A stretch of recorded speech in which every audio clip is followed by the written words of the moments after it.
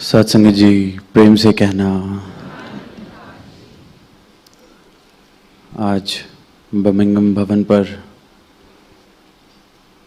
ये मुक्ति पर्व समागम का सबको हिस्सा बनने का अवसर मिला है। और जैसे हम श्रवण करते आ रहे हैं संतों के द्वारा कि क्या महत्व है इस दिन का, क्यों मुक्ति पर्व इसे कहा जाता है इस दिन को, और कैसे आज के दिन, जैसे कि हमने सुना, शहंशाह जी, जगत माता जी, राज माता जी, सतगुरु माता सविंदर जी के परोपकारों का, शिक्षाओं का, बलिदानों का जिक्र किया जाता है। और कुछ ही वर्ष पहले सतगुरु माता सुदीक्षा जी ने फरमाया कि ये मुक्ति पर्व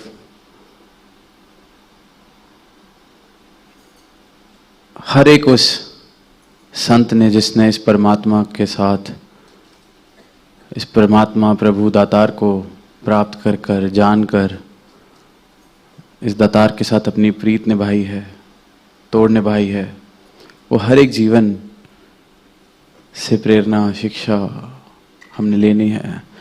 और ये सतगुरु का उपकार, ये सतगुरु की आँख जिसकी बात की जाती है, समदृष्टि वाली आँख, हर एक संत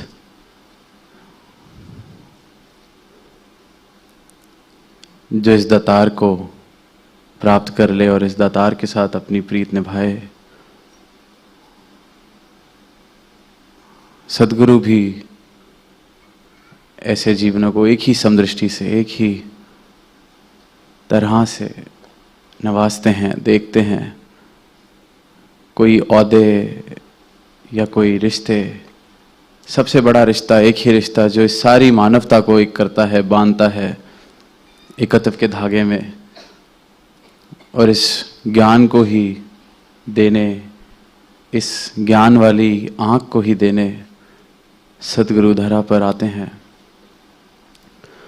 और जहाँ जिक्र हो रहा है शिक्षाओं का, जगत माता जी का जिक्र हुआ, किस प्रकार इतिहास के किस्से सुनते हैं या पढ़ते हैं, तो समर्पण और सादगी की अनेक मिसालें उनके जीवन से हम सब ने देखी, सुनी।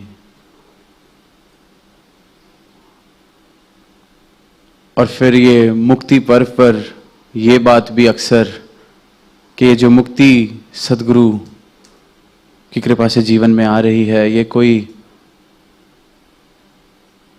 आने वाले समय का वादा नहीं है, ये आज इसी पल में जीवंत मुक्त किया जा रहा है। सद्गुरु का ब्रह्म ज्ञान जिस हृदय में, जिस मन में बस गया, वो क्षण में, उस पल में मुक्त है।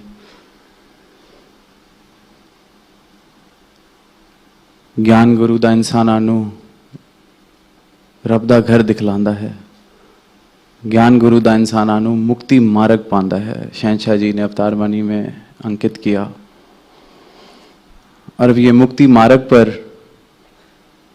ये भक्ति वाले भाव लेकर किस प्रकार चलना है, किस प्रकार अपने जीवन को एक भक्ति भरा जीवन बनाना है, ये राजमाता जी ने अपने जीवन से हर एक गुरसिक को, हर एक संत को जीवन जी कर दिखाया, बताया किस तरह से हर एक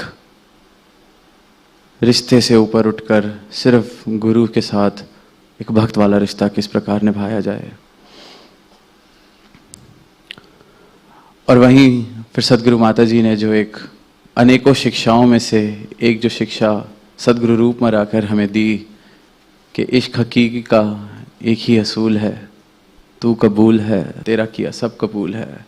एक्सेप्टेंस, ग्रैटिट्यूड।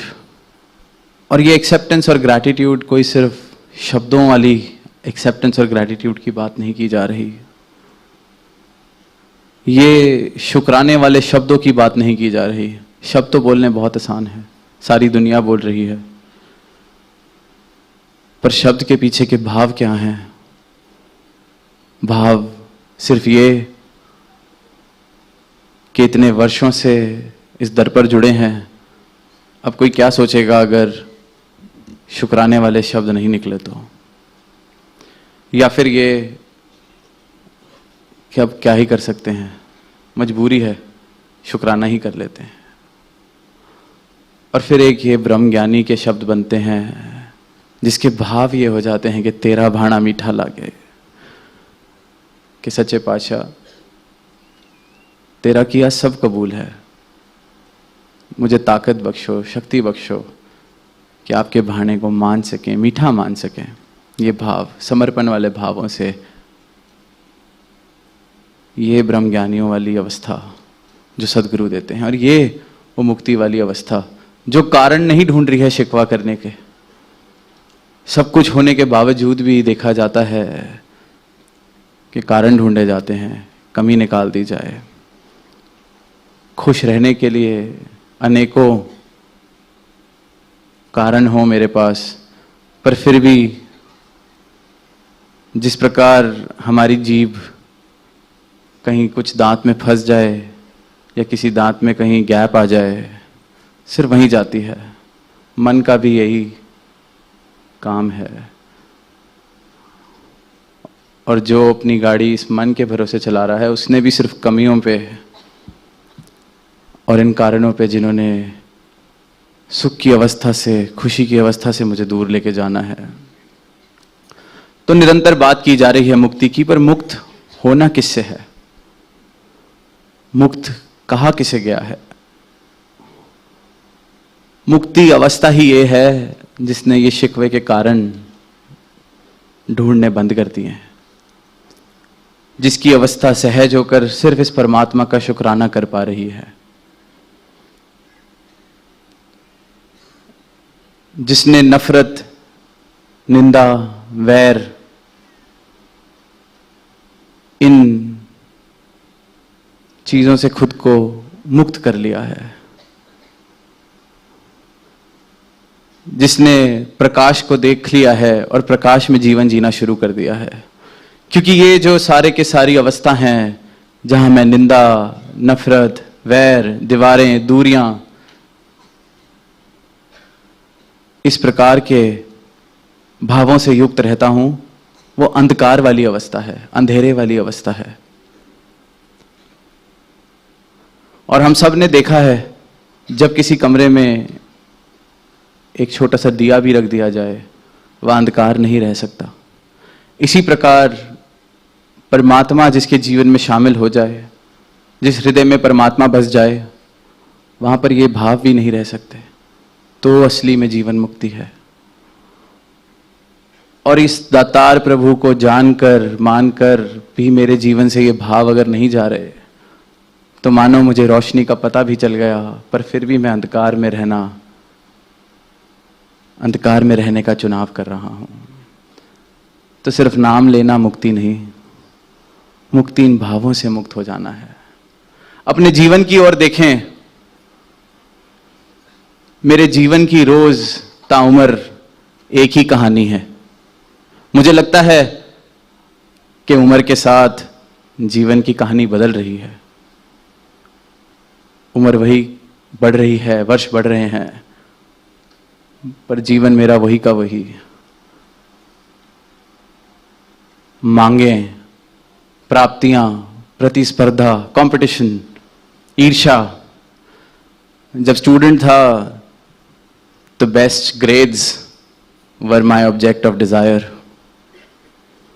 थोड़ा सा बड़ा हुआ, the best university became my object of desire, which drove my life.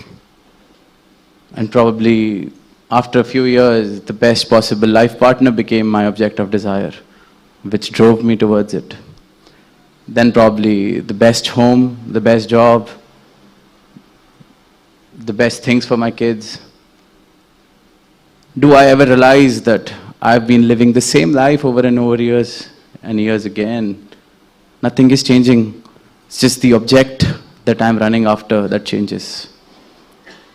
I'm constantly in a race, though the racetrack changes, but I'm constantly running. And I feel that I'm living a new life every day. हर रोज मैं सोच रहा हूं कि मेरा जीवन बढ़ रहा है, इवॉल्व हो रहा है, पर हर एक दिन की सेम कहानी, वही कहानी. Every day is like yesterday for me. बस कारण बदल जाता है, दौड़ का मैदान बदल जाता है, पर दौड़ते दौड़ते ही जीवन बीत रहे हैं. किस लिए क्या पता, नहीं पता, बस दौड़ रहे हैं, चाहते हैं, महत्वाकांक्षाएं हैं, वो सब मुबारक हैं, पर जब सच शामिल हो जाता है जीवन में तो इस दौड़ से मुक्ति प्राप्त हो जाती है. इसे मुक्ति कहा गया है. स्वर्ग की कोई ऐसी कामनाएं, स्वर्ग के लिए कोई ऐसे कर्मकांड तप त्याग, मुक्ति के लिए ऐसे कोई कर्मकांड तप त्याग नहीं बताए गए. स्वर्ग इसी पल जिसको मिल जाता है वो मुक्त है, और ये मुक्ति सदगुरु बख्शते हैं अपने हर एक संत को. एक कहानी दास को याद आ रही है कि ऐसे ही किसी गांव में, किसी शहर में अक्सर देखते हैं बहुत धार्मिक जिधर भाव होते हैं, तो सबकी चाहत है कि हमें स्वर्ग प्राप्त हो, जन्नत प्राप्त हो, हम ऐसा जीवन जिएं, परमात्मा हमसे इतना खुश हो कि हमें नरक में ना भेजे, हमें स्वर्ग में भेजा जाए, मुक्त हो जाएं. मुक्ति की डेफिनेशन, मुक्ति की परिभाषा यही है कि मुक्त होके स्वर्ग में चले गए. अब वहाँ ऐसी धार्मिक, ऐसे नेक भावों वाले गांव में एक इंसान आता है, एक वादा लेके. वादा है मुक्ति की गारंटी, जन्नत की गारंटी. और करना क्या है? वो कहता है मेरे पास एक टिकट है, ये टिकट खरीद लीजिए, मुक्ति गारंटी, मुक्ति मिलेगी ही मिलेगी. सौदा बड़ा अच्छा लगता है सबको. अब टिकट खरीदनी शुरू होती है, सब खरीद रहे हैं टिकट.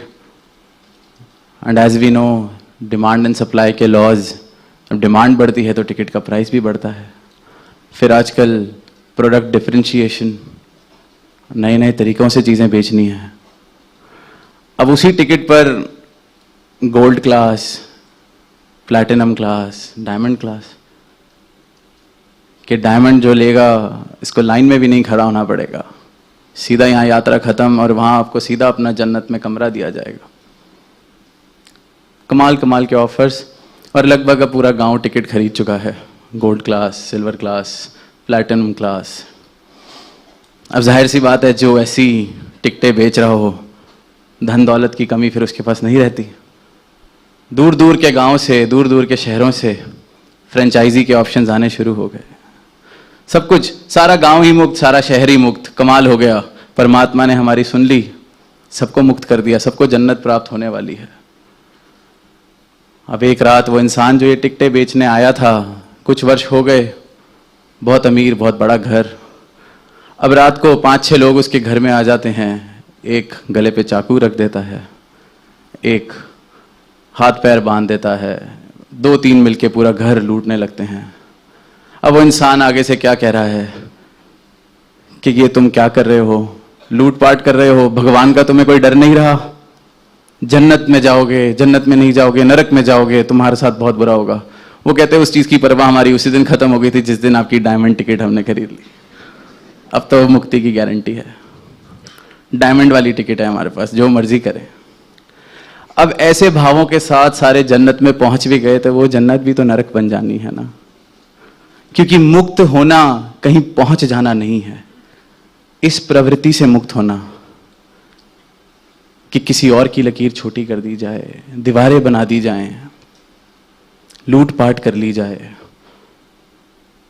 किसी और को दुख पहुंचा के खुद को सुख दे दिया जाए. इन भावों से मुक्ति प्राप्त नहीं हुई तो जन्नत भी मिल गई तो क्या फायदा.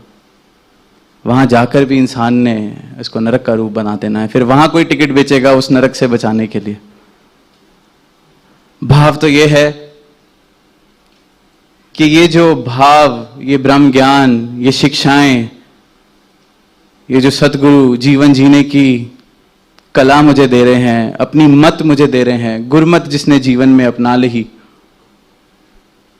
वो जीवंत मुक्त होता है। उसके फिर भाव इस प्रकार के बन जाते हैं कि वो जहां जाए वहां अपने साथ ये स्वर्ग का नक्शा लेके चलता है। फिर वो वैर, ईर्ष्या, नफरत, दूरियों वाले भावों से मुक्त हो जाता है। इन भावों से जो जीवन मुक्त हो रहा है वो वाकई मुक्त कहलाया जा सकता है। शिकवों के भावों से जो मुक्त हो रहा है वही शुक्राना कर सकता है, वही मुक्त कहलाया जा सकता है कि अब मैं इस भाव से ऊपर उठ चुका हूं। कुछ ऐसा नहीं कि जीवन में एक या दो बातें मेरे हिसाब से नहीं हुई तो अब बस जीवन जीने लायक ही नहीं बचा, अब मैं अपना जीवन नरक कर लूं। क्योंकि वो जो अभी भाव सुन रहे थे कि सत्य क्या है और मिथ्या क्या है, उसको समझ आ गया कि सपने में जो चीजें घट रही हैं उसकी वजह से अपना जीवन क्यों खराब किया जाए। रात को सपना हमारी मर्जी का नहीं आता, क्या सुबह हम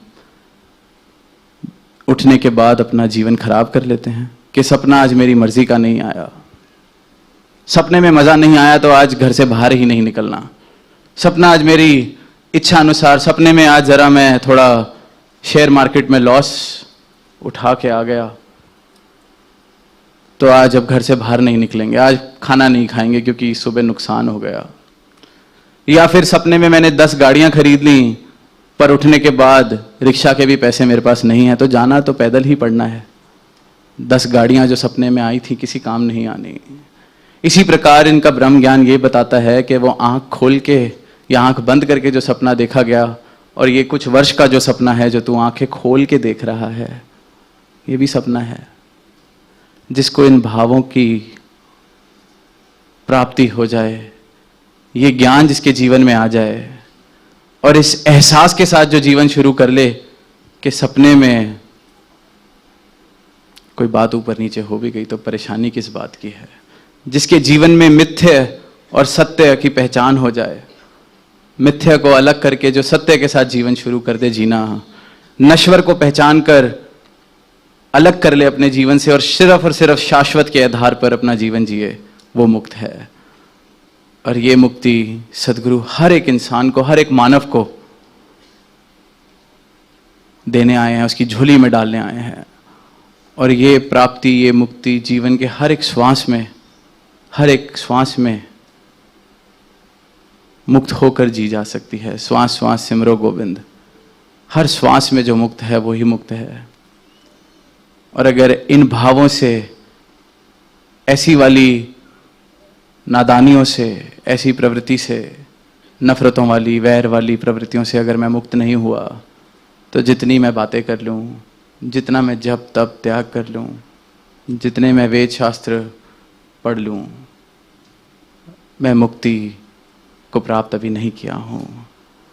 मेरा जीवन अभी भी अंधकार में जिया जा रहा है क्योंकि ये भाव अंधकार वाले हैं और जिधर रोशनी आ गई वहां अंधकार नहीं टिक सकता। ये आम सा गणित है, आम सा नियम है इस जीवन का। छोटा सा दिया भी किसी कमरे में आ जाए जहां पे 100 साल का अंधेरा भी बसा हो, वहां भी रोशनी होनी लाजमी है। तो वाकई इस चानन के साथ जुड़कर अपना जीवन चानन कर सकें ताकि इन अंधकार वाले भावों से मुक्ति प्राप्त हो सके। प्रेम से कहना धन्यवाद।